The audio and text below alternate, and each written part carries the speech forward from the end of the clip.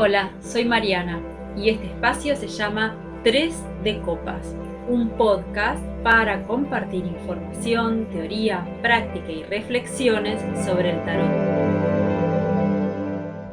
Bienvenidos a este segundo episodio de Tres de Copas. Hoy lo que les quiero comentar o lo que quiero compartir con ustedes es un poco mi historia con el tarot. Es difícil a veces mirar para atrás y señalar cuándo fue el momento en que uno comenzó a interesarse por un tema, ¿no? Yo los invito a hacer este ejercicio en relación al tarot. ¿Cuándo fue la primera vez que escucharon hablar de tarot? ¿Cuándo fue la primera vez que se contactaron con una carta? Esa primera vivencia suele encerrar mucha información, porque cuando recordamos, viajamos en el tiempo y muchas veces logramos hasta volver a sentir lo mismo que aquella vez. En lo personal, con respecto al tarot, no puedo precisar la fecha exacta, pero sí recuerdo que tendría unos 20 años cuando una amiga me presentó a otra amiga, a una amiga de ella. Esta chica era secretaria en un consultorio odontológico, en el consultorio odontológico del padre de mi amiga. Si mal no recuerdo, su nombre era Vanessa. Un día que llegué a buscar a mi amiga y que no había nadie en el consultorio, Vanessa sacó las cartas españolas y nos dijo que nos podía tirar las cartas. Recuerdo que hacía como una cruz para leer las cartas y el orden que usaba era el de la señal de la cruz religiosa. Lo más interesante de esta tirada, en mi plena adolescencia tardía, era que permitía incluir personajes. ¿Cómo? Bueno, no sé si recuerdan sus veintitantos. En mi caso había varias posibilidades de amor o algo bastante parecido, nada muy concreto, nada muy claro. Parecía el amigo de una amiga, el compañero de estudio, el pibe de siempre, en fin. Entonces Vanessa, con sus cartas en la mano, me miró y puso delante mío las 4 sotas de la baraja española y los 4 caballeros o caballos. Y me dijo: estos 4 por las sotas son mujeres.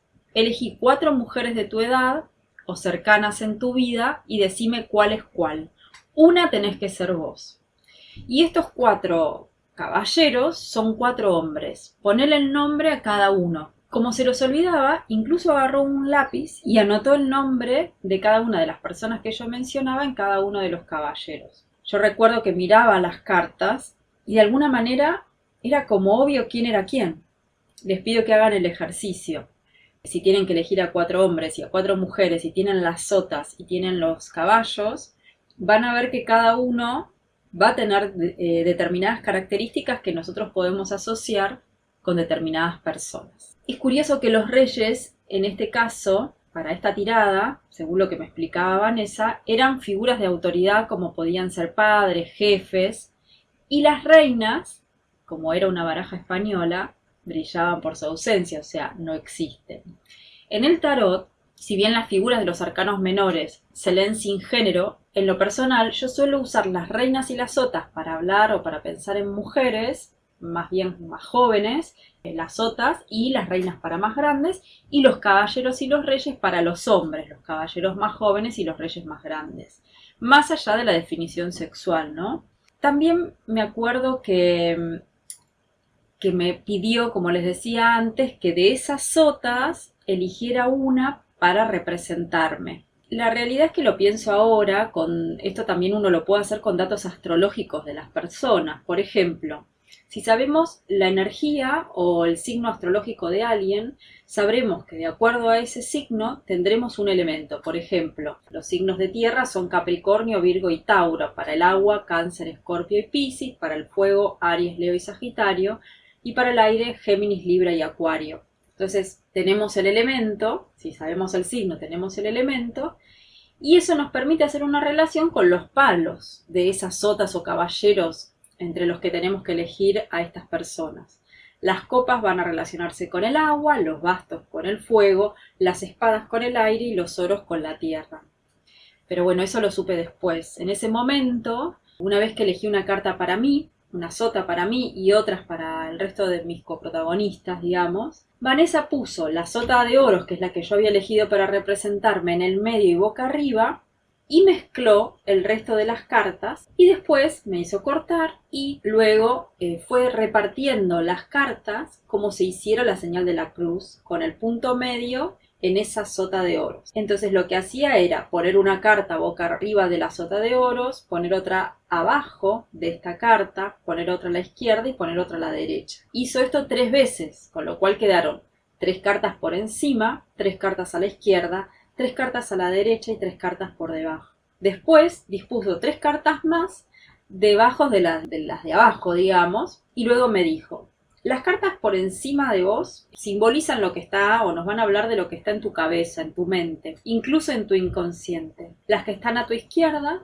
corresponden a tu pasado o el pasado de la situación que consultás. Las de la derecha son tu presente y las de abajo son la primera línea tu futuro cercano y la segunda tu futuro más lejano. Después de que me explicó esto, empezó a leer y empecé a sentir que Vanessa tenía un don. Algo que solamente algunos seres especiales como ella tendrían. Algo que yo quería tener en ese momento, porque parecía Vanessa saber no solo lo que iba a pasar, sino incluso sabía cosas que estaban en mi mente y que ni siquiera eran tan claras para mí. Lo que hacía o lo que hizo con esa lectura fue aclararme. Me acuerdo que a la salida de esa sesión improvisada en este consultorio odontológico en Mar del Plata, mi amiga y yo nos fuimos caminando hablando de lo que había salido de la lectura. No nos había gustado mucho lo que había salido, esa es la verdad. Me acuerdo que empezamos como a hablar y a poner en duda el tarot, básicamente porque no nos había gustado lo que nos había dicho. Cuestiones como: ¿a vos te parece que esto nos puede sugestionar? ¿Está todo escrito? No, el tarot lo puede descifrar. Y si lo puede descifrar y está todo escrito, entonces eso significa que la tirada de tarot en sí misma estaba escrita en mi destino. Estaba escrito que la tarotista me dijera esto y que entonces yo hiciera lo otro. Entonces si hago lo contrario estaré yendo en relación a mi destino, o eso también está escrito. Bueno, yo estaba en una etapa muy existencialista, eran los 90, escuchaba Nirvana. Entonces las preguntas sobre el destino, sobre el sentido de la vida, sobre si todo está escrito o si existe el libre albedrío, eran para mí cuestiones a resolver y eran también cuestiones dicotómicas, o sea, o era una cosa o era la otra. Con el paso del tiempo entendí que, como casi todo, se dan las dos a la vez. Después de aquella consulta, bueno, y de una mala decisión, no me acuerdo si tomé la decisión en función de lo que me dijo las cartas o con lo contrario a lo que me decían las cartas. Bueno, y la verdad es que tampoco sé si fue tan mala decisión, ¿no? O sea, como que uno va haciendo un camino en función de decisiones. Después, con lo que pudo hacer, pues si eso fue lo mejor o lo peor, se sabrá con el resultado opuesto, no ahora, ¿no? Pasaron como unos 12 años o 13 hasta que yo volví a conectar con el tarot. En el medio, mi vida se llenó más bien de cuestiones más racionales. No es que antes yo no estuviera relacionada con cuestiones intelectuales y demás, pero en esa época en particular me concentré en el estudio, en la escritura, trabajaba mucho, estudiaba mucho también. Después tuve una pareja, un hijo, y en 2007 me separé. Una amiga que en ese momento me veía mal después de la separación, me recomendó ver a una vidente que trabajaba con el tarot. La realidad es que me dio bastante miedo, pero como estaba muy mal, me animé. Y está bueno reconocer esto del miedo, ¿no? O sea, el miedo que muchos de nosotros sentimos con respecto al tarot, con respecto a ver a alguien que lee el futuro, eso es lo que yo pensaba del tarot. Recordar ese miedo, porque eso nos ayuda a entender a las personas que vienen a consulta o incluso a los talleres y que manifiestan este miedo respecto de la lectura de las cartas. Bueno, la cuestión es que cuando esta mujer a la que fui a ver me abre la puerta de su casa, se llama Patricia, yo llevaba menos de un mes de separada y la verdad es que iba a que me dijera: va a volver. Yo seguía enamorada. Ella me abre la puerta, me mira y me dice: vos viniste porque te separaste de tu primera pareja. Muchos años después entendería esto de la primera pareja, pero en ese momento era, sí, para mí en realidad era la única pareja, había sido la única pareja y tenía intenciones de que siguiera haciéndolo. Es como que la sensación cuando uno se separa por primera vez es que no hay nadie, bueno, y por segunda vez también, que no hay nadie capaz de entenderte como te entendía esa persona, que no, que uno perdió la posibilidad de estar en pareja, como bueno, uno siente que si no es con esa persona no es con nadie, ¿no? Se cierra un poco a la posibilidad de lo que puede haber en la vida. Esta mujer me escuchó hablar, decir todo esto, y me contestó: conociste al padre de tu hijo, pero no al amor de tu vida. Tu hijo estaba destinado a nacer de ustedes. Siempre me dio vuelta esa frase porque es verdad que si bien con mi ex habíamos estado juntos unos 10 años, cuando nació nuestro hijo empezamos a distanciarnos, no por él, sino porque a veces los hijos te ponen en un lugar como de verdad. Uno no puede mirarlos a los ojos y se está autoengañando. Y seguramente había algo entre nosotros que ya no estaba bien. Recuerdo que me dio a elegir entre sus, no sé, 15 mazos, y una vez que yo elegí el mazo empezó a leer las cartas. No recuerdo bien qué lectura hizo porque es una persona que va como trabajando casi con todas las cartas que quedan cuando uno corta, ¿no? El macito que queda cuando uno divide el mazo. Bueno, ella trabaja con todas las cartas. Y otra vez me pasó lo mismo. Yo sentí que esa mujer tenía un don, que era vidente. Y que eso era, bueno, o naces vidente o no naces vidente, pero no podés trabajarlo. Me acuerdo que Patricia tenía 3 gatos siameses, las uñas largas, que había como todo un halo de misterio en ese encuentro, ¿no? Recuerdo mucho de esa lectura, aunque no necesariamente las cartas que salieron. Recuerdo la certeza que ella tenía, y también que volvieron a mí las dudas con respecto al tarot, pero hubo un movimiento gracias a esa lectura porque se abrió algo. Esa es la sensación, que algo se abría, que en esa visión cerrada de que las cosas tenían que ser como eran hasta entonces, ella me hizo ver que las cosas podían ser mejor. Hubo como una esperanza de que quizás yo estaba equivocada y que lo mejor para mí no era volver o que él volviera. El tarot me mostró en ese momento un mensaje claro. Quizá esa persona no es la única de tu vida. Esto que estoy diciendo parece una obviedad ahora, pero en ese momento, para mí el tarot fue una llave que abrió esa puerta. En ese momento, Patricia me había dicho que el amor de mi vida sería rubio y más grande que yo. Así que, ¿qué pasó? Cada vez que yo conocía a alguien que era más o menos rubio, con un poquito ya alcanzaba, o al menos 2 días más grande que yo ya me ponía en una actitud de, ¿será esta persona? Aunque me cayera mal, aunque no me gustara, era como que yo abría los ojos. Y si bien esto uno lo puede considerar como una sugestión, algo que el tarot indujo, podríamos decir, en mí, fue lo que me llevó finalmente a abrirme a otras posibilidades.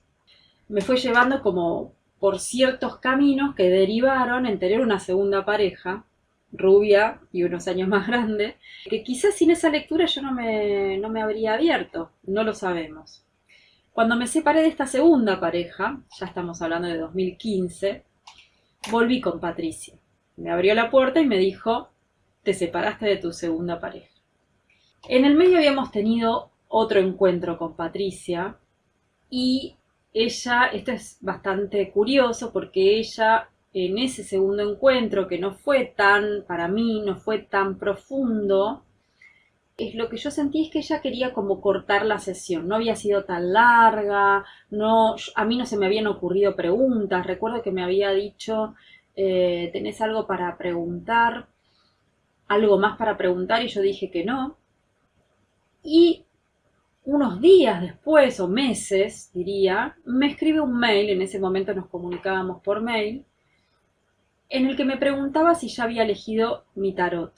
Yo le contesté: no sé de qué me hablas, y me cuenta que había soñado conmigo y que estábamos juntas en una tienda y que yo no sabía qué tarot elegir. Bueno, es curioso porque yo este mail lo tengo en mi bandeja del Gmail que usaba por entonces.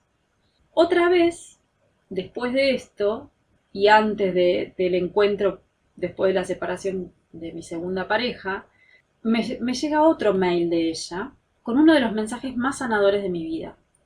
El mail que me mandó tenía fecha del 15 de marzo de 2010 y decía algo así: no sé si me escribiste y no te contesté o lo soñé, soñé que me escribiste y no te contesté. Solo quiero decirte que el alma es eterna, recordá esto. Yo este mensaje, que había llegado el 15 de marzo, lo leí el 17 de marzo de 2010, porque el 15 yo estaba de vacaciones en el Tigre. Y ese mismo 15, por eso recuerdo la fecha, mi tío me había llamado para decirme que mi papá tenía cáncer terminal. Mi papá murió el 6 de mayo de ese año. El mensaje de Patricia me acompañaría en esos meses de la enfermedad de mi papá para tener la fuerza necesaria y poder acompañarlo yo a él, obviamente como pude y con la información que tenía en ese momento. Creo que cuando falleció mi papá se abrió un camino para mí. Ver sufrir a un ser querido y no poder hacer nada moviliza fuerte. Y si uno está más o menos abierto a la transformación que esto implica, aparecen mensajes, personas, cursos. Así fue que me inicié en Reiki. Hice mi primer y segundo nivel y comencé un camino que se iría viendo claro con el paso del tiempo. En ese momento, la energía que yo sentía, o quizás la interpretación que hago ahora, era parecida a la del loco. No había neurosis, no había especulación sobre qué hacer y qué no. No tenía resto para pensar en qué hacer y qué no. Los duelos a veces generan esto, ¿no? Bien, en la lectura sobre mi segunda gran separación, esto de 2015, a meses además, ahora que recuerdo, de la muerte de mi madre, Patricia me habló, me dijo que iba a aparecer un nuevo amor. Usó unas cartas redondas que yo en ese momento desconocía. Usó unas cartas redondas que yo desconozco cuáles eran, porque después intenté encontrarlas y no las encontré. Pensé por un tiempo que eran las de Madre Paz, pero no eran esas, eran otras. Había una carta, que es la que me salía, que se llamaba Amor Divino, en la que se veía a una figura de costado, como si fuera la emperatriz sentada como el emperador, y debajo un príncipe, como en una postura de reverencia y parecida a la del príncipe de la Cenicienta poniéndole el zapatito. Se llamaba Amor Divino, no sé si lo dije, y ese era el amor que llegaba, y la verdad es que no se equivocó. Unos meses después conocí a mi pareja actual, que es rubia y unos años más grande. Recuerdo que en aquella lectura igualmente también me dijo, las brujas están siempre solas, salía la carta de la bruja, me dijo que yo era una bruja, y esta es una información que yo no termino de asimilar, que tengo disponible cada tanto, cuando necesito mi espacio, cuando aún estando en pareja necesito soledad. La palabra bruja es algo fuerte, y sé que Patricia y yo tenemos distintos estilos, pero las conexiones que tenemos y que hemos tenido en sueños, en mails, encuentros en la calle, en mensajes de WhatsApp, me hace pensar que estamos, o que estuvimos y estamos más cerca de lo que creo. Uno conecta con sus consultantes. No hay manera de que esto no suceda. O bueno, sí hay manera de que esto no suceda, pero es difícil darse cuenta en el momento y poder decir, mira, no puedo leerte porque no conectamos, ¿no? En general, igualmente, siempre hay como un velcro, hay un lugar donde enganchamos, ¿no? Donde conectamos con el consultante, por donde entramos, si es que el otro nos deja entrar, como decía, ¿no? Y hasta donde podamos, porque a veces nos deja entrar hasta determinado lugar. Y también nosotros tenemos que saber hasta dónde. A partir de Patricia, o gracias a Patricia, fue que llegó a mí la primera profesora de tarot.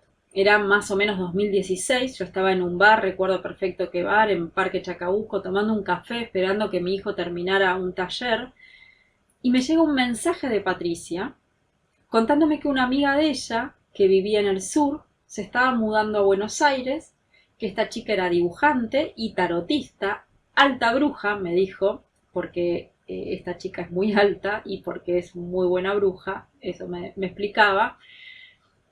Esta chica había terminado de dibujar y de proyectar su primer tarot y quería publicarlo. Como yo trabajo con editoriales, a Patricia se le ocurrió que yo podía asesorarla o guiarla. Yo me contacto con esta persona y terminé anotándome en su taller de tarot. No pude ayudarla mucho con esta publicación de su tarot, pero sí me anoté en uno de sus talleres y por esas cosas del destino, cuando debe ser, es como si pasan dos cosas, o las excusas desaparecen o uno tiene la simpleza como para poder dispersarlas, ¿no? En este caso ella daba clases a media cuadra de donde yo vivía, así que fui ahí. Recuerdo como mucha ansiedad, muchas ganas de saber leer, cada encuentro me generaba como una vitalidad, salía enriquecida, conectar con las cartas con ese taller en particular fue sanador y fue reconocer un interés que me costaba aceptar que tenía, porque recordemos que yo venía del mundo racional intelectual.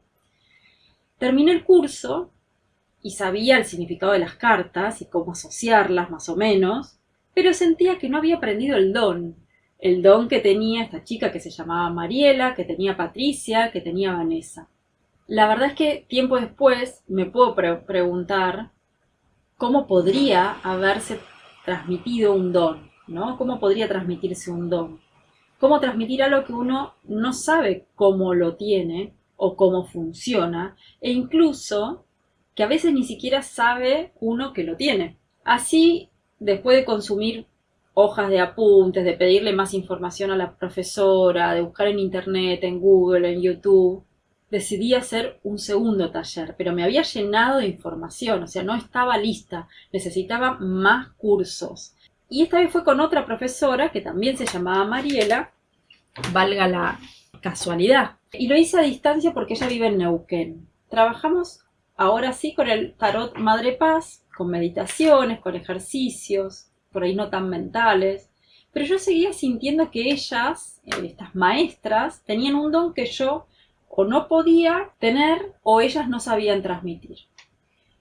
Con el tiempo sabría que todos tenemos ese don, ese poder de abrir nuestra mente y nuestra alma a información del mundo de lo sutil, y que el tarot es como la vía regia, o sea, es la manera más a mano para desarrollar este don. Los invito entonces a seguir trabajando con el tarot, a seguir practicando, a seguir confiando en ustedes. Y esto es muy importante, esto es algo que les quiero transmitir. No es que haya algo que no se les está enseñando, no importa con quién hagan el taller.